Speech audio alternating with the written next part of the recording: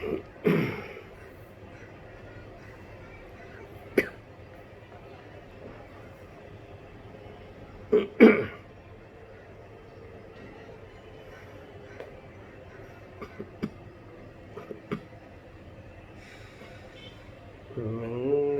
भगवान वीरो मंगलम गौतम घणी मंगलम कुंद कुंडार्यो जैन धर्मस्तु मंगलम सर्वमंगल मांगल्य सर्वकल्याणकारकं प्रधानं सर्वधर्माणां जैनं जयतु शासिनं जैनं जयतु शासिनम् आत्मरूपयनुपमहररूपिं यायिनखे भवसिन्धुतरो आत्मरूपम्।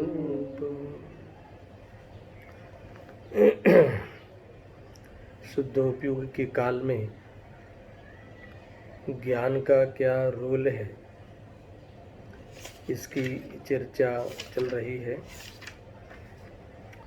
अर्थात ऐसा समझ सकते हैं कि शुद्धोपयोग के काल में भी ज्ञान अपना स्वपर प्रकाशक का स्वभाव नहीं छोड़ता।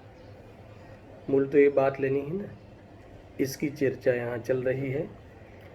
कल तत्वार्थ सूत्र के आधार से खुलासा हुआ था कि शुक्ल ध्यानों के पहले दो पड़ाव अथवा पहले दो जो भेद है, दो पाए हैं, कौन से थे? पृथकत्व वितर्क विचार ध्यान और दूसरा एकत्व वितर्क अविचार ध्यान। ये दो जो शुक्ल ध्यान के भेद है, ये श्रेणियों का शुद्धोपयोग है। अर्थात तो श्रेणियों के स्तर का ये शुद्धोपयोग है। श्रेणियों के स्तर का यानी मालूम पड़ा, श्रेणियों के स्तर का यानी कि जिस शुद्धोपयोग का फल वितरागता है और पूर्ण आनंद है, इस लेवल का, इस स्तर का शुद्धोपयोग है ना। यानी सातवें गुणस्थान का शुद्धोपयोग तो इसके सामने सामान्य है। ये तो 8वें से चलते हैं मुनिराज, श्रेणियों में चलते हैं। तो इसमें क्षपक श्रेणी वाले मुनिराज तो नियम से पूर्ण क्षय करते हैं कर्म का। खैर, मैं बता रहा था कि ये वो वाला शुद्धोपयोग है, ये लेवल का शुद्धोपयोग है कि जिस शुद्धोपयोग का फल पूर्ण वितरागता है और पूर्ण आनंद है। मुझे बताना है कि ऐसे शुद्धोपयोग में भी जो ज्ञान है, वो ज्ञान जो जानन स्वरूप जो ज्ञान है, स्वपर प्रकाशक जो ज्ञान है, वो उस समय भी शुद्धोपयोग के काल में भी अनेक ज्ञेय है ना। तो पहले वाला जो भेद है वो तो 6 द्रव्य ले लिए, उसमें तो 6 द्रव्यों के द्रव्य गुण पर्याय कहीं न कहीं भेदों में वो संक्रांति करता हुआ वर्तता है। उसका जो शुद्ध ज्ञान के आश्रय से उस शुद्धोपयोग के काल में शुद्ध ज्ञान के आश्रय से विचार रूप ज्ञान संक्रांति करता हुआ वर्तता है। यानी अनेक प्रकार के पदार्थों का ज्ञान वहाँ वर्त रहा है। ये बातें आई थी।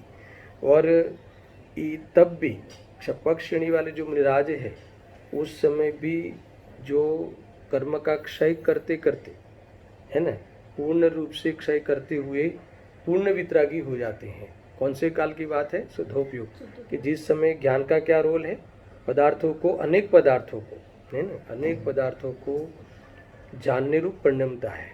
6 द्रव्य लिए हैं। मेरा कहना ये है कि निष्कर्ष क्या है इस बात का, ये जो हमने टॉपिक उठाया था तत्वार्थ सूत्र के आधार से शुक्ल ध्यान के 2 भेदों की विशेष चर्चा हुई थी। तो मुझे आपसे ये पूछना है कि इसका निष्कर्ष क्या है, सुनना बराबर से, कि शुद्धोपयोग में भी स्व को जानता हुआ पर को जानने का व्यवसाय विचारूप संक्रांति चलती है, फिर भी बंद नहीं होता। मूल तो अपने को पॉइंट वहाँ से होता है, उठाना है। क्योंकि ये लोग कहते हैं ना कि भाई पर को जानेंगे तो दुखी हो जाएंगे और नहीं जानेंगे तो सुखी हो जाएंगे। कई लोग ऐसा मानते हैं कि शुद्धोपयोग के काल में जो कषाय नहीं रहती, ये पर को नहीं जानते ना, इसीलिए नहीं रहती। तो ऐसा नहीं है, पर को जानना बनता है, वो तो हमने आगम प्रमाण दे दिया। और पर का जानने में वास्तव में किसको जानेंगे, तो जड़ को भी जान सकता है। उस समय कर्म का जो क्षयक्षम का उसका काल हो, अपने जो काल जो कर्म पर्याय में जिस संबंधी कर्म के क्षयक्षम का काल हो, है ना, जिस पदार्थ को जानने के क्षयक्षम का काल हो, और उपादान से लेवे तो ज्ञान में जिस पदार्थ को जानने की उस समय की योग्यता हो, उस प्रकार से पदार्थ को जानना बनेगा। पदार्थ को कौन सा पदार्थ जानने में आएगा, इसका एक कानून है। मूल बात यह है कि जानते हुए भी बंद नहीं होता, पर पदार्थ को जानने से कभी बंद नहीं होता, निजरा ही होती है।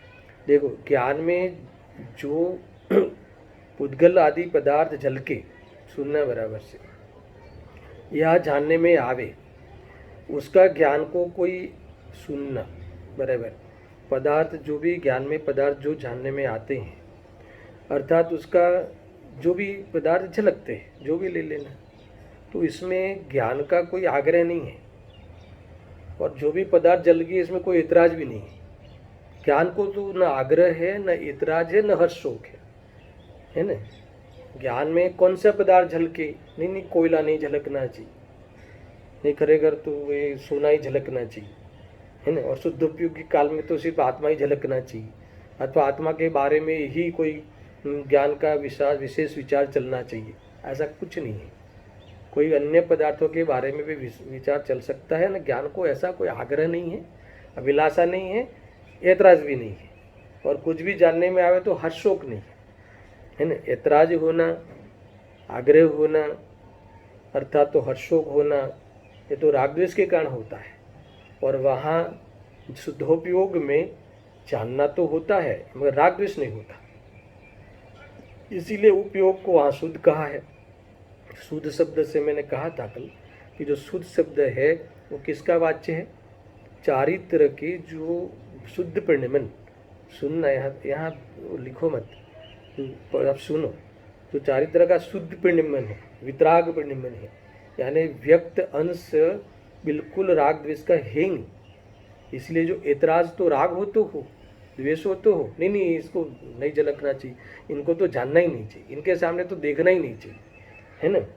तो ये ऐसा ऐतराज कौन कर सकता है, द्वेष, है नहीं। अब तो इनको ही सुनना चाहिए, इनको ही जानना चाहिए, है ना, यही समय सार ही सुनना चाहिए। तो ऐसा जो राग है ना, इस प्रकार से कोई ना कोई गेय जानने का राग है, तो वो तो यही गेय जानने का जो आग्रह है वो तो राग के कारण होगा। और किसी गेय को नहीं जानना, बस इस तरफ देखना ही नहीं, वो तो द्वेष होगा। नहीं यार, इनको जाना ना तो बहुत, हमें तो हमारे तो ये कहाँ से दिख गए, तो बहुत आकुलता होती हैं।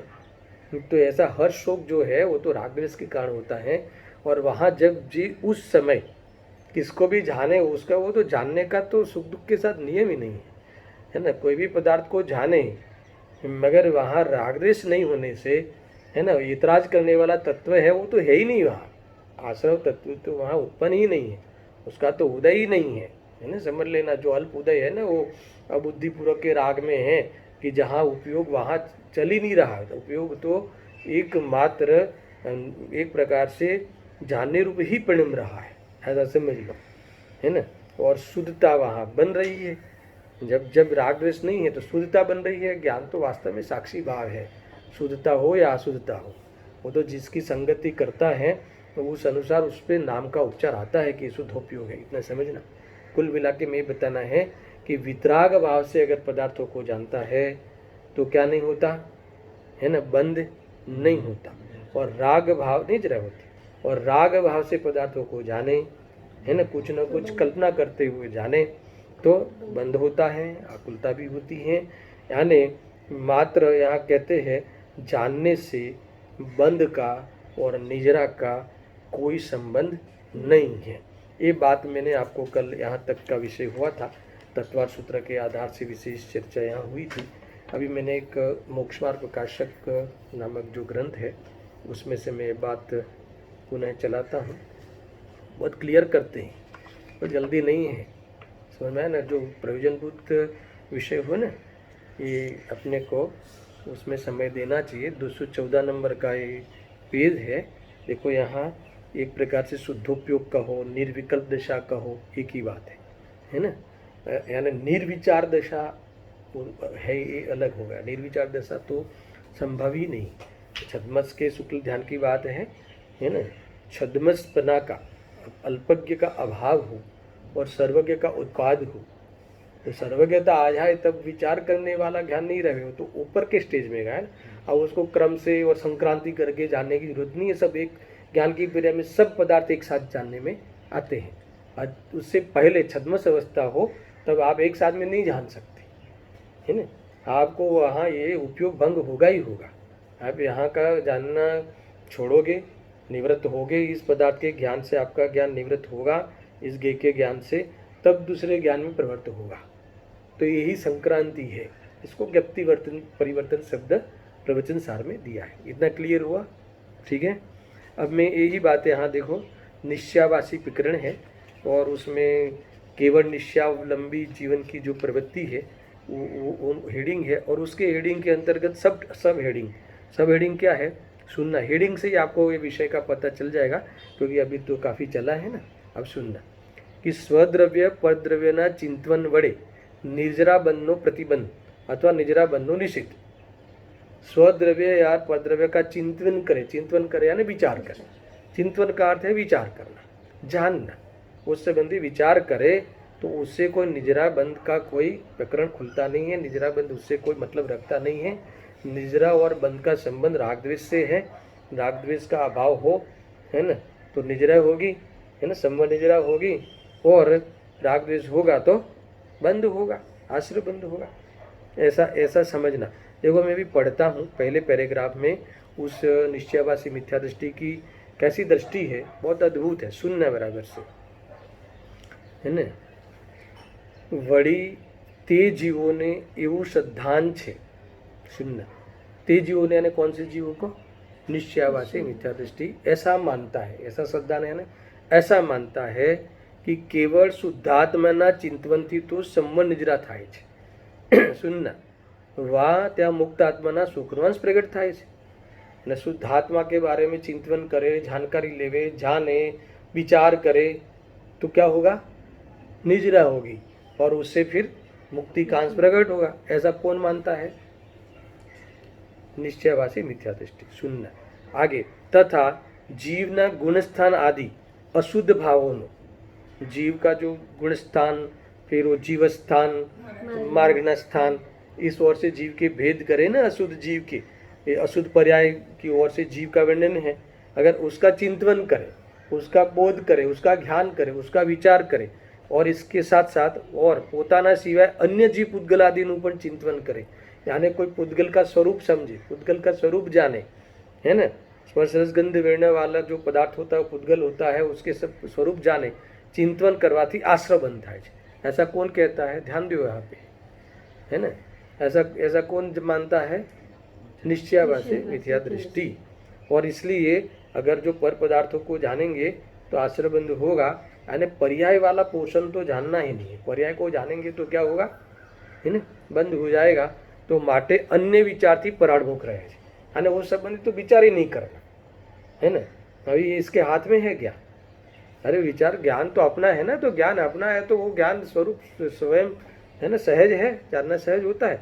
मुझे ये बात बतानी है कि ये ऐसा मानता है, इसको अगर सामान्य रूप से समझे, बहुत बढ़िया विषय है, ऐसा समझे, ऐसा समझता है व्यक्ति कि सुधने का विषय जो है, सुधने और सुधने का विषय कौन? भगवान आत्मा। उसको जाने, उसकी जानकारी लेवे, इनकी इन्फॉर्मेशन लेवे, उस बारे में विचार करे, उस बारे में खुलासा करे, तो इससे उसको कहता है कि ये सम्यक ज्ञान है। ये ऐसा समझता है। अर्थात उस संबंधी बहुत सुधने के विषय को जानने का बहुत इच्छा रहे, बहुत राग रहे, उसके लिए अपनी तड़प रहे, उसको ये समझता है कि धर्म है, ऐसा समझते हैं। और जो अशुद्धने का विषय है, पर्यार्थिकने का विषय जो पर्याय है ना, पर्याय के बारे में तो विचार ही नहीं करना चाहिए, ऐसा समझता है वो कि कैसा उसके बारे में विचार नहीं करना, उसी का नाम एक्चुअली तो द्वेष है ना। वो किसी के बारे में देखना ही नहीं, वो तो द्वेष है।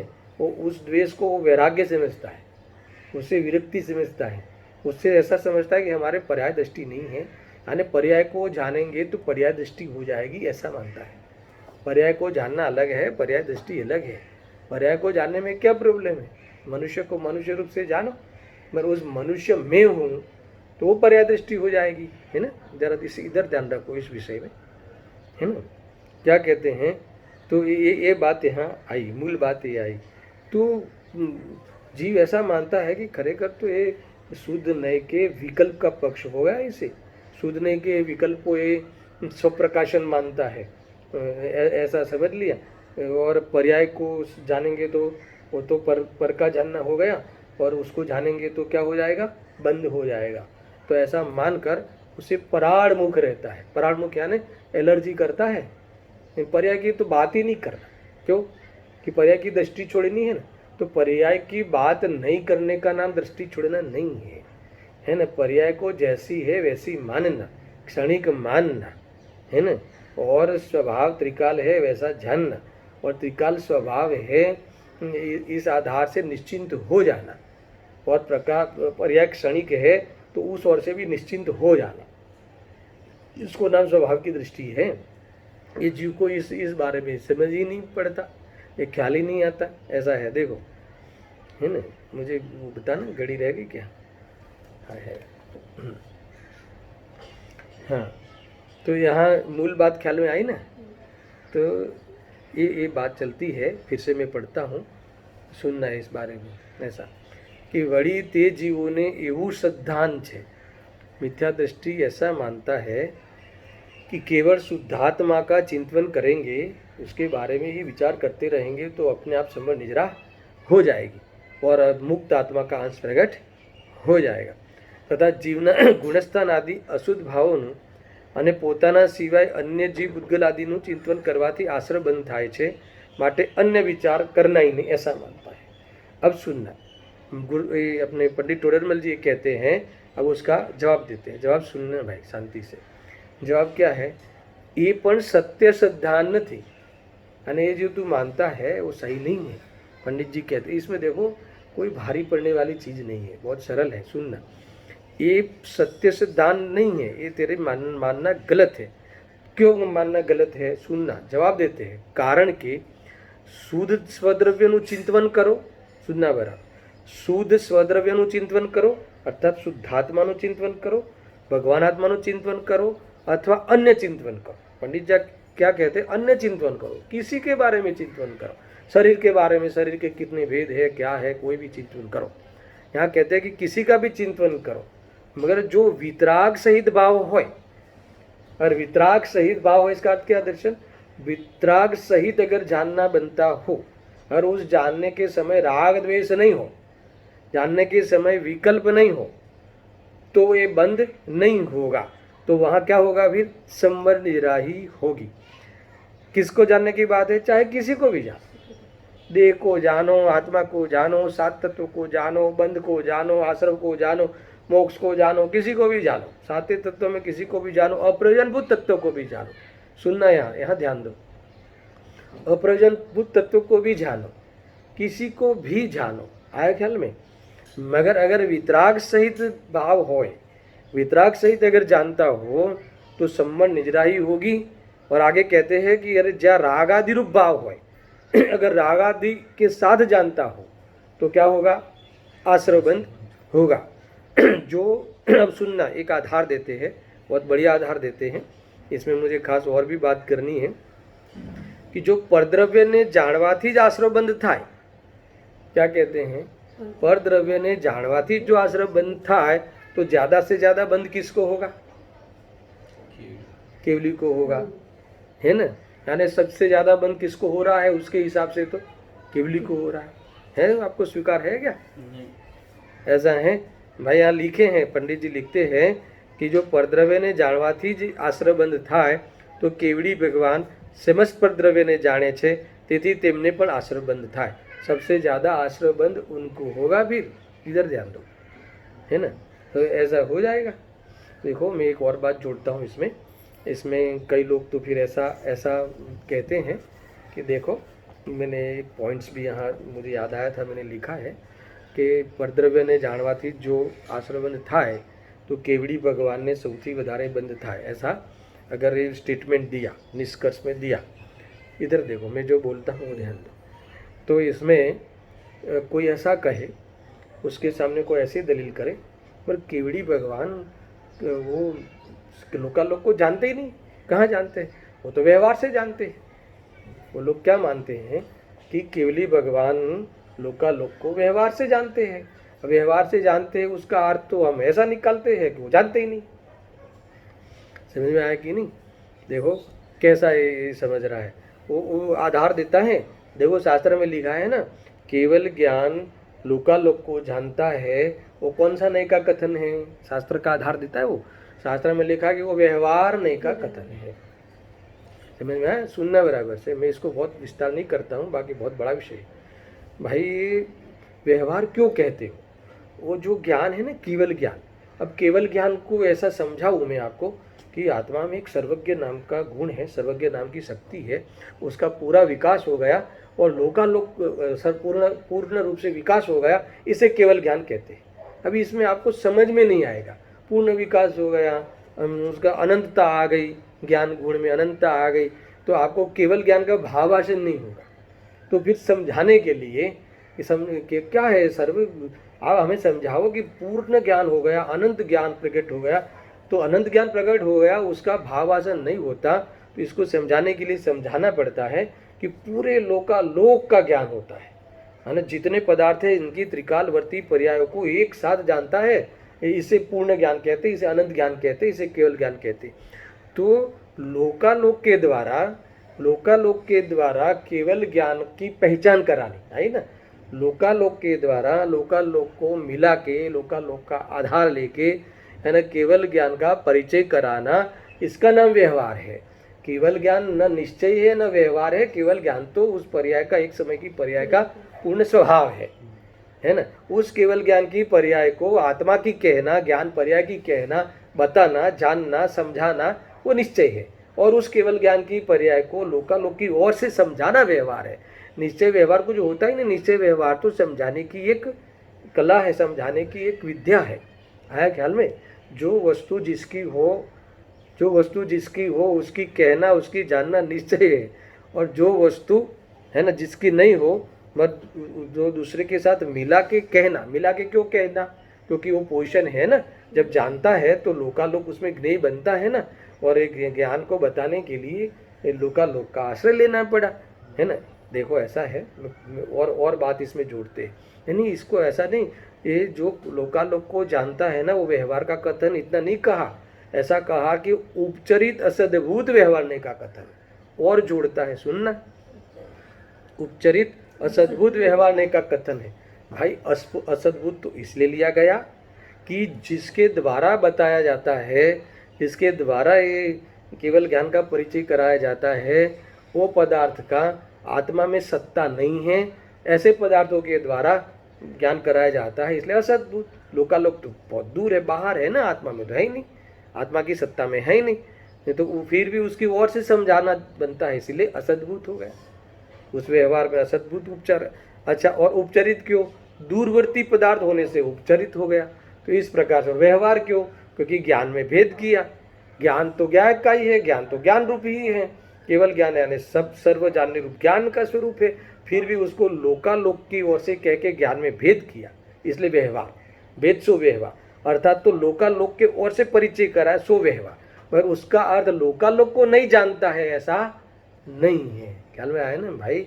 लोकालोक की ओर से है ना, लोकालोक को जानता है ऐसा कहना असद्भुत व्यवहार नहीं है। और राग को जानता है ऐसा कहना उपचरित सद्भुत व्यवहार नहीं है। और सुनो, अरे ज्ञान को जानता है ऐसा कहना, ये भी कौन सा व्यवहार है? वो अनुपचरित सद्भुत व्यवहार नहीं। अरे ज्ञान को जानता है, वो भी जब व्यवहार कहा तो क्या ज्ञान को नहीं जानता? अगर जो तुम यहाँ लोकालोक को व्यवहार से जानता है ऐसा कहने का ऐसा निकालोगे कि भाई वो जो ज्ञान लोकालोक को जानता है, केवल ज्ञान लोकालोक को जानता है, वो व्यवहार ने का कथन है। इसका अर्थ आपने ऐसा निकाला कि ये लोकालोक को नहीं जानता। तो सद्भुत व्यवहार में सुनो, सद्भुत व्यवहार में भी ऐसा कहते हैं कि ज्ञान को जानता है। ज्ञान राग को जानता है, ये भी सद्भुत व्यवहार नहीं कहा है, उपचरित सद्भुत व्यवहार नहीं, क्योंकि आत्मा की पर्याय में उसकी सत्ता है, इसलिए सद्भुत सुनना बराबर से, ख्याल में आया ना। और व्यवहार क्यों, व्यवहार क्यों, क्योंकि राग की ओर से ज्ञान किया अथवा राग की ओर से ज्ञान में भेद किया, इसलिए व्यवहार है ना। और ज्ञान जितना नजदीक है इतना राग नजदीक नहीं है, ज्ञान नजदीक क्या, ज्ञान तो स्वयं है, समझ में आया ना, इसीलिए उपचरित, इतना ख्याल में आया। अब मान लो कि ऐसा भी कहते हैं कि ज्ञान ज्ञान को जानता है, ठीक है ना, जानता है, क्यों नहीं जानेगा स्वयं को, तो ज्ञान ज्ञान को जानता है, वो भी तो व्यवहार नहीं है। अब व्यवहार ने का आप सर्वथार्थ ऐसा निकालोगे कि नहीं जानता है, तो फिर ज्ञान ज्ञान को नहीं जानता है वो सिद्ध होगा। अरे ज्ञान ज्ञान को जानता है वो व्यवहार, इसीलिए कि ज्ञान तो ज्ञान ही है, फिर भी भेद किया, इसलिए व्यवहार, समझ में आएगी नहीं। और स्वयं की चीज है इसलिए सद्भुत, और अनुपचरित क्योंकि ये निकट क्या वो स्वयं है, इसलिए अनुपचरित। भाई आप उल्टे उल्टे अर्थ मत निकालो, गलत गलत अर्थ मत निकालो। कुल मिला के मुझे तो आपको ये बताना था इसमें कि ये जो यहाँ जो चलता है ना विषय, ये एक केवली भगवान का वास्ता दिया कि भाई अगर जो परद्रव्य को जानने से बंद होगा ऐसा मानोगे तो केवली भगवान को बंद होगा, यानी परद्रव्य को जानने से बंद होता नहीं है। ये उठाया था ना, आंसर क्या दिया पंडित जी ने, अगर स्वद्रव्य का चिंतन करता है, सुनना, स्वद्रव्य का चिंतन करता है या परद्रव्य का चिंतन करता है, कोई फर्क नहीं पड़ता, उससे कोई फर्क नहीं पड़ता, नहीं इससे कोई संसार नहीं बढ़ता। आप किसी को भी जानो, उससे क्यों, अरे उसको जानने का तो उसका धर्म है, मगर वितरागता सहित, अरे स्वद्रव्य को परद्रव्य को वितरागता सहित जानेगा तो संबंध निजरा होगी। अरे स्वद्रव्य को राग सहित जानेगा, अरे भले स्वद्रव्य को जाने मगर राग सहित जानेगा, है ना। ये हम जब सीखते हैं ना पूर्व में सूदने के संबंधी, तो राग सहित ज्ञान है, मैंने कल भी लिया था ना, राग मिश्रित ज्ञान है, गेय मिश्रित ज्ञान है। गेय मिश्रित ज्ञान में भी ज्ञान को अलग से तारवणी की थी ना हमने, ऐसा वो गेयाकार रूप ज्ञान, वो सब सारी चर्चाएं चली थी, गेय मिश्रित ज्ञान 15वीं गाथा में आधार देख के। तो ये राग सहित जानना, अगर सूदने का चिंतन, अभी मान लो मैं अभी प्योर सूदने की बात करता हूँ कि शुद्धात्मा है, त्रिकाली है, ध्रुव है, तो ये ऐसा अपन सब बैठ के चिंतन करते हैं, तो अपने को कितनी निजरा होगी, क्योंकि ये जो चिंतन है ना वो राग मिश्रित है, अकेला ज्ञान नहीं है, वहाँ राग सहित ज्ञान है। अकेला ज्ञान तो कसाई रहित है, तभी अकेला ज्ञान कहलाएगा, अर्थात शुद्धता सहित ज्ञान है, उसी को अकेला ज्ञान है ऐसा कहलाएगा। जाने मगर विकल्प नहीं करे तो ये विकल्प रहित ज्ञान को अकेला ज्ञान कहते हैं, अकेला आत्मा कहते हैं, इसको एकाग्रता कहते हैं, इसको स्वरूपलीनता कहते हैं, शुद्धोप्यु कहते हैं, शुद्ध वास्तव में ये निर्विकल्प दशा कहते हैं। इतना समझ में आया कि नहीं, ऐसा जबरदस्त वस्तु है। देखो अभी और एक प्रश्न उन्होंने उठाया है, बहुत शांति से सुनना है, बहुत मजे का विषय है दर्शन। यहाँ ये कहते हैं कि प्रश्न, छद्मस ने तो परद्रव्य चिंतन थता आश्रय बंधाय छे, क्या कहा, छद्मस ने तो परद्रव्य चिंतन थता आश्रय बंध थाय छे, ख्याल आया कि नहीं, ये प्रश्न है, वो दलील कर किया शिष्य, नहीं हमने तो सुना है, हमें तो ऐसा मालूम है कि छद्मस्त को, अल्पज्ञ को तो परद्रव्य का चिंतन तथा आश्रय बंद था। यहाँ छद्मस्त को क्यों लिया दर्शन, क्योंकि उस आगे पंडित जी ने सर्वज्ञ का वास्ता दिया, सर्वज्ञ का उदाहरण दिया कि अगर जो सुनना, कि अगर जो जानने से बंद होता हो, आश्रय बंद होता हो, तो सबसे ज़्यादा अर्थात तो सर्वज्ञ को होना चाहिए, और सर्वज्ञ को तो आश्रय बंद होता नहीं, तो कि कोई बात नहीं, सर्वज्ञ भगवान के बारे में हम उल्टा पुल्टा नहीं बोल सकते, पर छद्मस के बारे में तो है ना, छद्मस को तो बंद होता ही है, छद्मस यानी अल्पज्ञ को तो होता है, हम सबको होता है जानने से। तो ये कहते हैं कि ऐसा नहीं है। अभी जो कल मैंने जो दिया था ना तत्वार्थ सूत्र का आधार, वो इन्होंने यहाँ कोटेशन दिया है, मुझे इस बात से बल मिला। मैं कई बार ये बात को, एक प्रकरण को सोचता था, मगर जहाँ जहाँ ये सारी बातें हमें मिली तो एक प्रकार से अपने को ये प्रमाण से बल मिलता है आगम से। देखो एम पण नहीं, क्यों, क्योंकि शुक्ल ध्यान में पण मुनिओने छये द्रव्योना द्रव्य गुण पर्यायનું चिंतन होવું निरूपण કર્યું છે। ये दिया ना आज, अभी चला ना कल, आज दोनों दिन चला ना। शुक्ल ध्यान में भी, कौन से शुक्ल ध्यान में, पहले 2 पाए, उसमें भी मुनिराजों को, कौन से मुनिराज, चाहे उपशम श्रेणी चढ़े, शपक श्रेणी चढ़े, शुक्ल ध्यान ने क्या, ऊंचे स्तर का शुद्धोपयोग, उस लेवल का शुद्धोपयोग, इस लेवल का ध्यान, इस लेवल की निर्विकल्प दशा है ना, कि जिसके शपक श्रेणी के निमित्त से, कारण से, तो निमित्त से क्या होगा, पूर्ण वितरागता होगी होगी, समझ लो। तो ये कहते हैं, पंडित जी कहते हैं कि शुक्ल ध्यान में पण मुनिओने छय द्रव्यનું અને દ્રવ્યનું નહીં, ખાલી ગુણ પર્યાયનું પણ चिंतवन करवाનું, चिंतवन होय छे, चिंतवन होता है, ऐसा निरूपण किया है। तो फिर कहाँ बंद हुआ, उस समय तो निद्रा होती है, बंद तो होता ही नहीं, हल में आया कि नहीं। और जो बंद होता है वो तो जो अबुद्धिपूर्वक की कसाय होती है ना, उससे अल्प बंद होता है, और उससे तो कई गुण श्रेणी निद्रा इनको होती है शुद्धोपयोग के कारण। जानने के कारण न निद्रा होती है, जानने के कारण न बंद होता है। जानने में तो जानना होता है, उस जानने के लक्षण के आधार से इस जाननहार को जाने और यही में हूँ ऐसी प्रतीति करे और अपनी उस पूर्णता आदि का स्वाद लेवे और कसाय नहीं करे तो बंद नहीं होगा, नहीं तो बंद होगा ही होगा। बहुत सिंपल मार्ग है ना। कसाय नहीं करे, विकल्प का कोई स्थान नहीं। विकल्प चाहे कौन सा भी हो, अग्नि चाहे चंदन की हो या आंबे की हो, जलाती ही है ना। चंदन तो बहुत बढ़िया होता है, तो उसकी अग्नि करे तो जलन होगी कि नहीं होगी? अरे चंदन की लकड़ी जलाएगी कि नहीं जलाएगी? जलाएगी। तो यहाँ चाहे शुद्ध भाव हो अथवा शुद्ध द्रव्य का चिंतन हो, उसका विकल्प हो, कि वो चाहे अशुद्ध द्रव्य का विकल्प हो, विकल्प के कारण शांति जलती है भाई, है ना। वो शुद्ध द्रव्य अशुद्ध द्रव्य के ज्ञान से नहीं जलती शांति। देखो यहाँ लिखा है, कारण के शुक्ल ध्यान में पण मुनिओने छय द्रव्योना द्रव्य गुण पर्यायનું चिंतन होવું निरूपण કર્યું છે। वहाँ वो संक्रांति कही है, छह द्रव्यों में कई संक्रांति होती रहती है। जानना तो वो स्वपट प्रकाशन तो होते ही रहेगा, वो कोई प्रॉब्लम ही नहीं है। प्रॉब्लम तो राग होवे तब है, समझ में ना। शरीर में कैंसर हो तो प्रॉब्लम कब है? कैंसर हो तब हो कि देह बुद्धि है तो प्रॉब्लम है। और देह बुद्धि नहीं हो तो वो शरीर का रहना, टिकना, जाना, रोग होना, उससे कोई फर्क नहीं पड़ता। समझ में आया कि नहीं? तो ये देह बुद्धि यानी मोह, मोह की बात है ना, मोह नहीं होना मुख्य बात है। देखो गजब की बात है। देखो अवधि, अब सुनना और उसको सपोर्ट करते हैं। अवधि मन पर्याय आदि में परद्रव्य ने जानवानी विशेषता हो। अवधि मन पर्याय में तो परद्रव्य का ही विषय बनता है, उसमें तो स्वद्रव्य तो विषय नहीं बनता। सुनना यानी स्वपट प्रकाशन तो है अवधि ज्ञान, समझ में आया कि नहीं? पर का प्रकाशन हो रहा है तो उसमें तो जो विषय बनता है ना, वो विषय तो पर ही बनता है। स्वद्रव्य से बंधी तो कोई चिंतन करता ही नहीं होता, समझ में आया कि नहीं? क्योंकि वहाँ इंद्रियों का अवलंबन है नहीं। सुनना अब और ताकत और बल देते हैं। वड़ी चौथा गुणस्थान में, चतुर्थ गुणस्थान में कोई पोताना स्वरूपનું चिंतन करे। अब पंडित जी यहाँ चौथे गुणस्थान, पांचवा और छठवां, ये तीन गुणस्थान कौन कैसे है? विकल्प वाले हैं। छठवें में तो शुद्धोपयोग है ही नहीं, क्योंकि छठवा तो जब मुनिराज सातवें से शुद्धोपयोग से निवृत्त होते हैं, गिरते हैं, तब छठवा आता है, यानी शुभ भाव में आते हैं। तो वहाँ तो प्योर शुभ भाव का गुणस्थान है, अंतर्मृत काल वाला, ठीक है। और चौथे पांचवें में जो शुद्धोपयोग है वो बहुत अल्प अल्प है, ठीक ख्याल। ज़्यादातर तो चौथे से पांचवें से छठे वो बढ़ता हुआ शुभ भाव है, सातवें से बढ़ता हुआ शुद्धोपयोग है। यानी चौथे पांचवें में शुद्धोपयोग तो है, पर ये ऐसा है कि उसको क्या गिने, गिनती में नहीं आवे, अल्प है। अब वहाँ शुद्धोपयोग याद नहीं किया।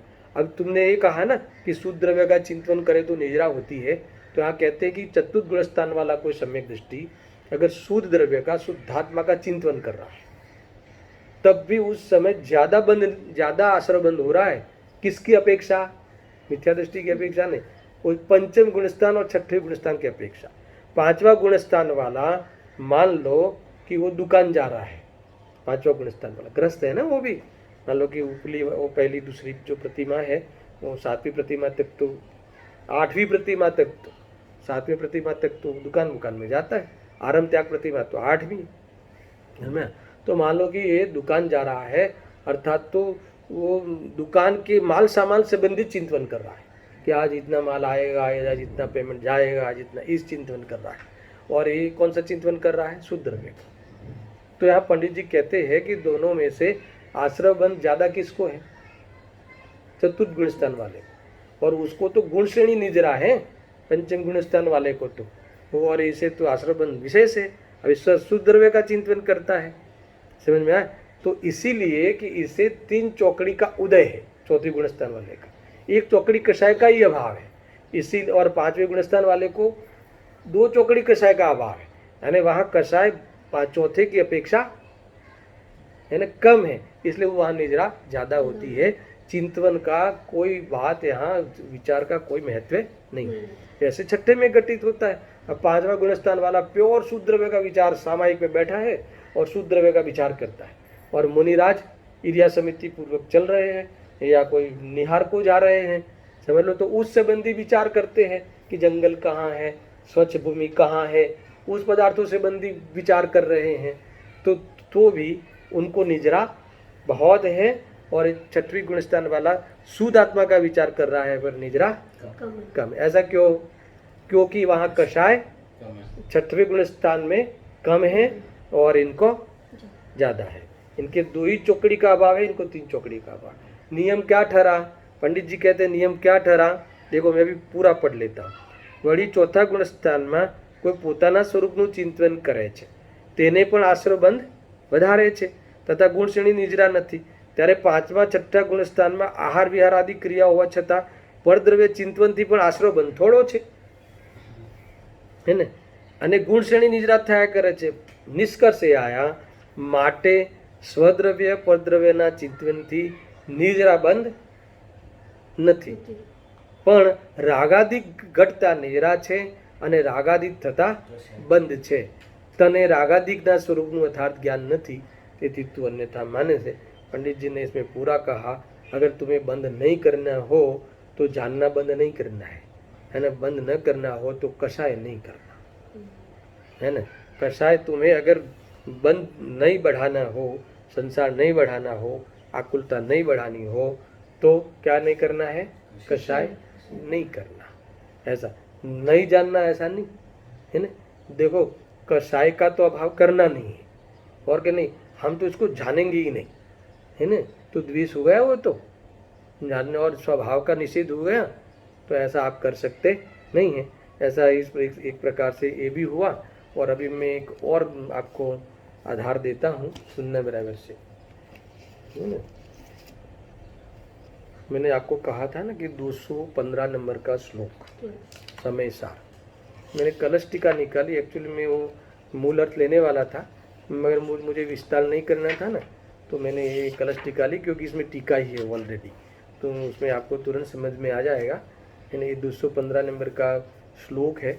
आज इसके आधार से अपन थोड़ी चर्चा यहाँ करते हैं। देखो मूल में ही पढ़ते हैं। गुरुदेव जी का प्रवचन तो एक्स्ट्रा ऑर्डिनरी है, आप पढ़ लेना। ये मेरे पास कलसामृत 6 है, गुरुदेव जी के प्रवचन वाला ग्रंथ है, पर मूल में से ही मैं पढ़ लेता हूँ। देखो सुनना बराबर से। ये जनो लिखा, जनाहा तत्वाद की च्यवंते, यानी क्या लिखते हैं कि जनो अर्थात समस्त संसारी जीव। सुनना, इसमें मुझे आपको कोई विस्तार करना नहीं पड़ेगा, आपको समझ, टीका ही पढ़ रहा हूँ मैं, मुझे थोड़ा प्रमाण देना है। समस्त संसारी जीवो जीव वस्तु सर्वकाल शुद्ध स्वरूप है ना। 23-24 दिन से यही तो करते आए कि आत्मा कैसा है, जीव कैसा है, ज्ञायक कैसा है, सदा शुद्ध है। और शुद्ध की सिद्धि हमने ज्ञान अंश के द्वारा की कि नहीं की। ऐसा जीव वस्तु सर्वकाल शुद्ध स्वरूप છે, समस्त ज्ञाने जाने છે। देखो इन्होंने पहले कहा समस्त ज्ञाने जाने છે, एवा अनुभवથી કેમ ભ્રષ્ટ થાય છે। अब इसका भावार्थ करते हैं। भावार्थ आम છે કે વસ્તુનું સ્વરૂપ તો પ્રગટ છે, ભ્રમ કેમ કરે છે, કેવા છે જનો, કેવા છે समस्त संसारी जीवो। देखो सब वस्तु शुद्ध है, उसका अर्थ मालूम है। एक द्रव्य दूसरे द्रव्य रूप कभी नहीं होता, हर द्रव्य अपने गुण पर्याय को चुमता है, हर गुण पर्याय अपने अपने गुण पर्याय अपने द्रव्य से अभेद है, यानी एक द्रव्य दूसरा द्रव्य को अड़ता ही नहीं, छूता ही नहीं है। ये यही वस्तु का शुद्ध स्वरूप और वस्तु में अगर ये सुदृष्टि से देखो, खरेखर पदार्थ के स्वरूप से देखो, है ना, भले फिर वो एक दूसरे में स्कंद रूप बैठा हो, भले वो शरीर और आत्मा एकदम मिले हुए नजर आते हों, मिले हुए हमें हमारे ख्याल में हो, फिर भी हर परमाणु परमाणु, हर आत्मा उस परमाणु से भी अपने द्रव्य गुण पर्याय अतः अपने चतुष्टय में विराजमान है, छूता नहीं। यही इसकी शुद्धता है। ये हमने ज्ञान उपयोग के द्वारा ये बात हमने अपने चतुष्टय की सिद्धि करी थी कि नहीं करी थी, ऐसा। अब यही बात यहाँ ली है ना। एवा अनुभवती केम भ्रष्ट થાય છે, समझ गए ने जाने છે। एवा अनुभवती ऐसे मानने से क्यों मुकरता है, सबके को जानने में क्या तकलीफ है, वो जानता है। ये कह रहे हैं केम भ्रष्ट થાય છે, ભાવાર્થ આમ છે કે વસ્તુનું સ્વરૂપ તો પ્રગટ છે, भ्रम केम करे છે, ये प्रगट से आने ये तो मालूम पड़ता है, ये तुम ये जान रहे हो ये तो मालूम पड़ता है। आंख बंद करो तो अंधेरा जानने में आ रहा है, तो मालूम प्रगट है, प्रगट यानी व्यक्त है, ये तो व्यक्त ज्ञान में प्रकट हो रहा है कि सबको जानता है फिर भी उस रूप नहीं होता, स्वयं को जानता हुआ पर को प्रकाशता है फिर भी पर रूप नहीं होता। यही वास्तव में जानन अंश का परमात्मा पना है, जानन अंश का स्वभाव है। वो हर समय इस स्वभाव को लिए अपनी परिपूर्णता, अपनी शुद्धता को जाहिर कर रही है। बस वहाँ वो जाहिर कर रही है, उस जाहिरात को तुम पढ़ो, देखो, अनुभव करो और आनंद करो, है ना। क्यों डर क्यों लगता है कि पर को जानूंगा तो मैं अछूत हो जाऊंगा। अरे तुझे छुएगा नहीं ना, अरे ऐसा जानने में आएगा केवल ज्ञान में तो जैसे सब गेहूँ इसमें खचित हो गए, सब गेहूँ इसमें घुस गए, फिर भी आपको एक बार भी उस गेह के कारण ज्ञान नहीं हुआ और गेह के कारण ज्ञान में ज्ञान को कुछ नुकसान नहीं हुआ और जानने के कारण पदार्थों को नुकसान नहीं हुआ। ऐसा शुद्ध स्वरूप है, विश्व निराला है।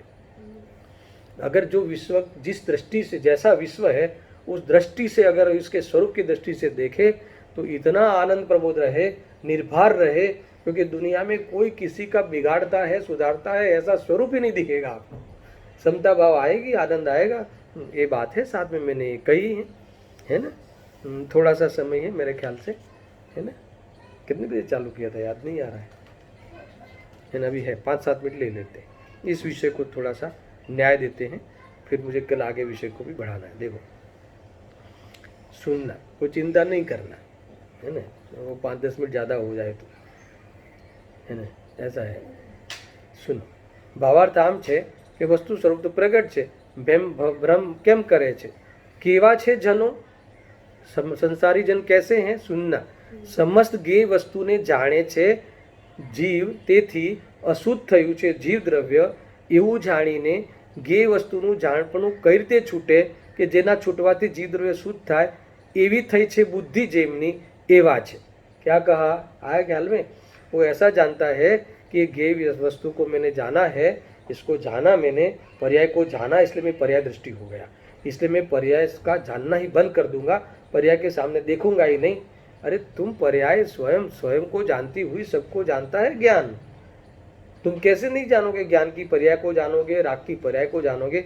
मगर ये ऐसा मानता है, संसारी ऐसा मानता है। सुनना, मैं फिर से पढ़ता हूँ कि गे वस्तु ने जाने छे जीव, तेथी अशुद्ध थयुं छे जीव द्रव्य। अशुद्ध हो गया यानी पर्याय दृष्टि हो गया, यानी मैं मलिन हो गया, यानी मैं दुखी हो गया, मैंने इसको जाना, जानता ही नहीं, है ना, तो ये तकलीफ ही नहीं होती। तो ऐसा, इससे तो फिर मैं जानू ही नहीं, ऐसा नहीं है ना। एवं जाणीने गे वस्तुનું જાણપણું कई रीते छूटे, यानी गे को जानने से बचता है वो, तो ऐसा हो ही नहीं सकता। तो गे वस्तुનું જાણપણું कई रीते छूटे कि जेना छूटवाथी जीव द्रव्य शुद्ध थाय, यानी पर्याय दृष्टि, पर्याय को जानવું नहीं तो पर्याय दृष्टि छूट जाए, ऐसा है क्या।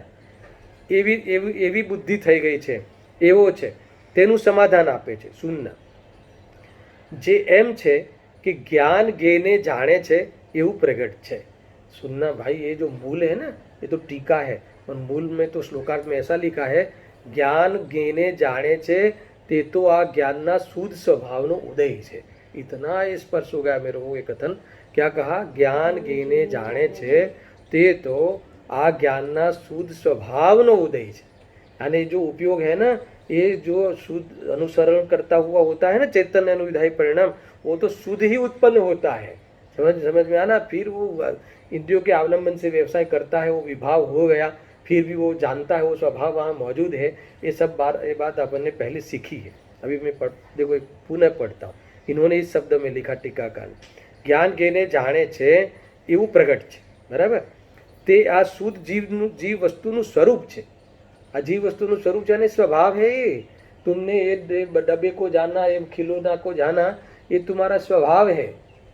मगर तुमने खिलौने के कारण मैंने जाना ऐसा माना, वो तुम्हारा मिथ्यात्व है.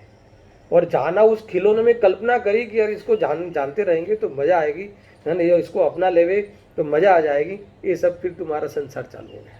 स्वभाव को जहाँ छोड़ा आपने, स्वभाव को भूले, जानने के स्वभाव से आप है ना भूल गए और गेयों में तुमने कोई लीला कर ली तो समझ लो संसार है. समझ में आया ना. इतना ही है. देखो, શુદ્ધ જીવ વસ્તુનું સ્વરૂપ છે, હે ને. આ જ્ઞાન ગેને જાણે છે એવું પ્રગટ છે. તે આ શુદ્ધ જીવ વસ્તુનું સ્વરૂપ છે. ભાવાર્થ આમ છે કે જેમ અગ્નિનો દાહક સ્વભાવ છે, સમસ્ત દાહ્ય વસ્તુને બાળે છે. બાળતો થકો અગ્નિ પોતાના શુદ્ધ સ્વરૂપે છે. અગ્નિનો એવો જ સ્વભાવ છે. એ છઠ્ઠી ગાથા में भी है ना. ये दाह्य पदार्थ को है ना जलाती है अग्नि, इसलिए उसका नाम दहन है. फिर भी दाह्यकृत अशुद्धता उसे नहीं है ना. भले किसी को भी जलावे तो जलाने अथवा अग्नि स्वयं जलती है तो वो उसको जलाती है, पर पदार्थ को तो उस रूप हो नहीं जाती. यानी पर पदार्थ को जानता है तो उस रूप आत्मा हो जाता नहीं है.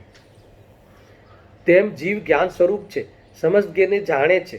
જાણતો થકો પોતાનો સ્વરૂપ છે એવા વસ્તુનો સ્વભાવ છે, હે ને. क्या कहा? સમજ ગેઓને જાણે છે, જાણતો થકો પોતાના સ્વરૂપે છે એવો વસ્તુનો સ્વભાવ છે. गेना जानपणाથી जीवने अशुद्धपणું माने छे ते न मानो. कितनी जबरदस्त बात. जीव शुद्ध छे, विशेष समाधान करे छे. देखो, मैं इसको थोड़ा समेटता हूँ. कारण के कोई गेयरूप पुद्गल द्रव्य अर्थात धर्म अधर्म आकाश काल द्रव्य शुद्ध जीव वस्तु में एक द्रव्य रूपे परिणमे छे एम शोभतुं नथी. क्या कहा? देखो कि गेना जानपणाથી जीवने अशुद्धपणું माने छे ते न मानो. गे को जानने से है ना ये कसाय होगी ऐसा न मानो. गे को जानने से बंद होगा ऐसा नहीं मानो. जीव तो शुद्ध छे, यानी जानन तो शुद्ध ही है. कारण के कोई गे रूप पुद्गल द्रव्य, जानने में आने वाला पुद्गल द्रव्य अर्थात धर्म अधर्म आकाश काल द्रव्य शुद्ध जीव वस्तु में एक द्रव्य रूपे परिणमे छे एम शोभतुं नथी. अने जानने से कोई आत्मा उस रूप हो जाएगा, जानने से बंद हो जाएगा, है ना, ये बात आत्मा को शोभा देती नहीं है. ऐसा नहीं है. और जानने से कोई एक हो जाए पदार्थ, जानने से कोई मलिन हो जाए ज्ञान, ऐसा होता नहीं है. ये शोभतुं નથી, आने ऐसा मानना ठीक नहीं है. भावार्थ आम છે कि जीव समस्त गेने जाने છે. ज्ञान ज्ञानरूप છે, ગે વસ્તુ ગેરૂપ છે. કોઈ દ્રવ્ય પોતાનું દ્રવ્યત્વ છોડીને અન્ય દ્રવ્યરૂપ તો નથી થયું એવો અનુભવ કોને છે? તે કહે છે सम्यक दृष्टिने. ऐसा स्वरूप किसका है? सबका. पर ऐसा मानता कौन है? सम्यक दृष्टि. यानी ऐसा जो मानता है वो सम्यक दृष्टि है, मगर ऐसा है किसको? सबको. यानी सबको, सबका स्वरूप ऐसा है. किसी को भी हम जाने मगर इसके कारण बंद नहीं होता, इसके कारण कर्म नहीं चोटते, इसके कारण जीव शुद्ध नहीं होता, है ना, इसके कारण कुछ नहीं बिगड़ता. मगर किससे बिगड़ता है? अगर जाने और राग करे तो. मूल बात है, देखो, ज्ञान में घीकृत अशुद्धता नहीं आती. अंतिम बात को कह के समाप्त करता हूँ. अरे जो भी ये जीव परेशान है ना, वो परेशान किससे है? वो मोह का कांड है ना. वो जानने का कांड नहीं है.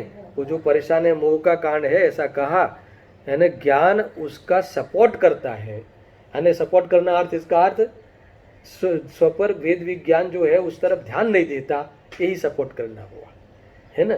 बाकी कोई सपोर्ट करना वपोर्ट करना कुछ नहीं. तो जानन रूप है, मगर जानन रूप मैं हूँ अथवा जानन स्वरूप है, मेरा स्वरूप है. स्वपर का वो भेद विज्ञान भूल जाता है ना. वो विवेक नहीं लाता ज्ञान में. तो श्रद्धा जो है, मोह है, उसको ज़्यादा स्कोप मिलता है. मोह की पुष्टि ज़्यादा हो जाती है. बस इसलिए ज्ञान बदनाम है. पर जो ज्ञान भव हेतु निमित्त था वही जात्यांतर भेद करता हुआ भव के अभाव हेतु निमित्त बनता है. ऐसे ज्ञान की सुंदर यहाँ बात हुई. यानी इस श्लोक के माध्यम से भी मैंने आपको ये बताया कि जाने पर कषाय न करे तो जीव सुखी. अब जाने पर विकल्प न करे. समझ में आया कि नहीं? और तो ही जीव सुखी होता है.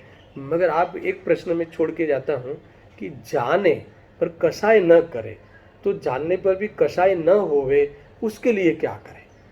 यद्यपि हमने बहुत बातें आगे 25 क्लास उसी का ही लिया है, फिर भी कल मैं इसको याद करते हुए विषय को जो मूल बोल है उसकी 2.5 पंक्ति के बाद बाकी का जो विषय है उस विषय को मुझे कल आगे बढ़ाना है, इसकी चर्चा कल होगी। सहजानंदी शुद्ध स्वरूपी अविनाशी आत्मस्वरूप, सहजानंदी शुद्ध स्वरूपी अविनाशी आत्मस्वरूप, सहजानंदी शुद्ध स्वरूपी अविनाशी आत्मस्वरूप।